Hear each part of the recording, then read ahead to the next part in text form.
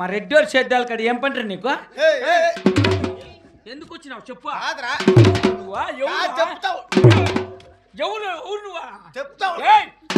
చెప్పేది ఎందుకు కాదురా చెప్పు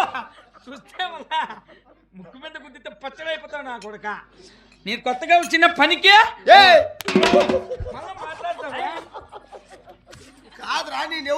ఎవరైతే నాకేం రా నేను కొత్తగా వచ్చినా నువ్వెవర్రా చూడు కొట్టుకోరా నువ్వు కొట్టుకునే నేను ఎవరు చెప్పండి నీకు చెప్పండి నేను రావులరెడ్డి కాడ కొత్తగా వచ్చిన పని మా ఇన్నోళ్ళు అయిపోయి 7 మంది కొడుకులు పుట్టినారంట ఆయనకి పుట్టినారు నాకు తెలదు 7 మంది ఆడ ఉంటారా వాళ్ళని మాట్లాడని చెప్పినాడు ఎవరి మీద చేసినా తెలిసి ఉంది నీకు నువ్వా ఆ రావులరెడ్డి కొడుకు పెద్ద గోవింద్ రెడ్డి రా నేను పెద్దోడిని అందరికన్నా మర్యాద బాగుండదు ఎలా మీ నాయన ముక్కెక్కడ నీ ముక్కెక్కడ మీ నాయన సైజ్ ఏమి నీ సైజ్ ఏమి 10కి 2 ఇంచీలు ఇది 10కి 15 ఇది అట్లనా అట్లే ఉండరు డిట్టో అట్లయితే అన్నా నీ పేరు నా పేరు గోవింద్ రెడ్డి గోవిందన్నా గోవిందన్నా గోవిందన్న పక్కన పెట్టి ఎవరు నువ్వు చెప్తే అంత లోపి నేను పట్టుకొని కొడతావు నువ్వు నేను ఈ పొద్దు పనిలో దిగేకి వచ్చినా సంవత్సరం పాటు జీతమేనంగా తెలిస్తే మా నాయనకి చెప్తే కొట్టినాడని ఊరికే ఊడికి చేయాలి నువ్వు చెప్పద్దు నువ్వు నా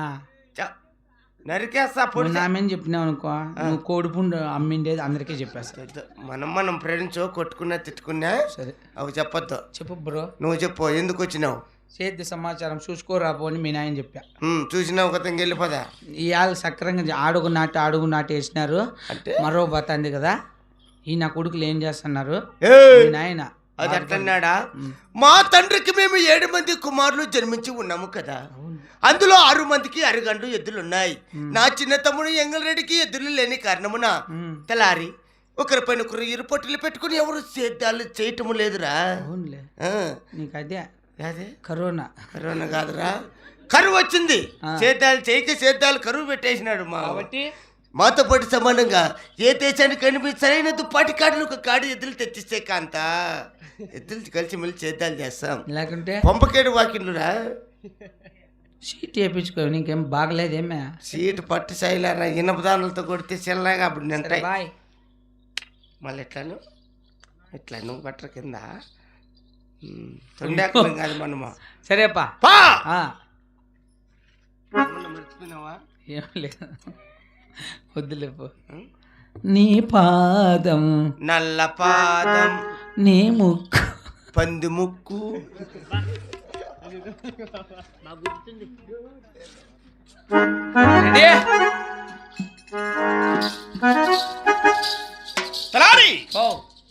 ఏమిరా అడిగి విసారించినావా అడిగినా ఏం చెప్పారు 5 దినాలు బాద్దని చెప్పి నా పిల్లం పనికి అలా నోముల పండుగ అంట నేను నీ పిల్లల దగ్గరికి పంపనిందే సేద్యాలు అడిగినా 6 మంది నీ కొడుకులు గినాలంబడి తిరుగుతుంటే నీ పెద్ద కొడుకు ఒక్కటి చేసిన చేద్దామట అది కాక అందరికాటి చిన్నవాడిని చిన్న కుమారుడు ఎద్దులు లేనందున చేద్దామంతా బందిరిపడిపోయినది బా చెడిపోయినాడా అవును రే నా చిన్న కుమారునికి ఒక నీకు ఎద్దులు లేని కారణమున 100 ఎకరాల సేద్యమంతా కూడా బందిరి పెట్టారు కదరా అగునగును రై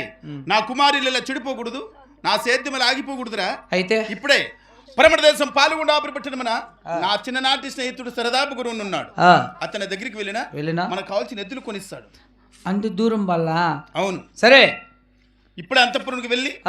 నా భార్య దొరసాని నాగరి పిలిపించుకురా సరేనయ్యా ఎలా పా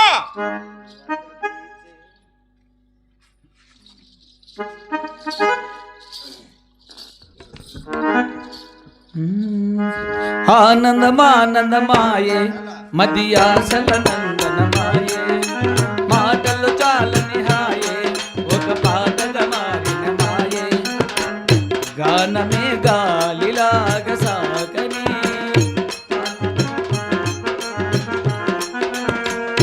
ఈశ్వరం నాదిగా ఈ క్షణం పలికెనని ఆనందమానందమాయే మదియాసల నందనమాయే మాటలు చాలని హాయే ఒక పాటగా మారిన మాయే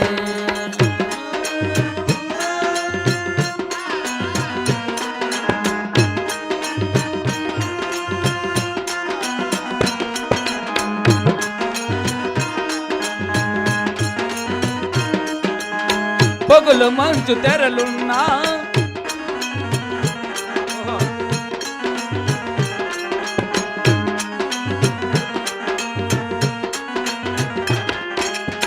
పొగులు మంచు తెరలున్నా పొద్దు పడుపు ఆగదని కంచమేసున్నా ప్రేమ గెలుసు తీరునని చాటే నీ చక్కని బంధం నూరేళ్ళ వరమివ్వాలి ఆ నింగి నేల తాకి శుభాకాంక్షలే పలకాలి నీ సంతోషం కోరుతూ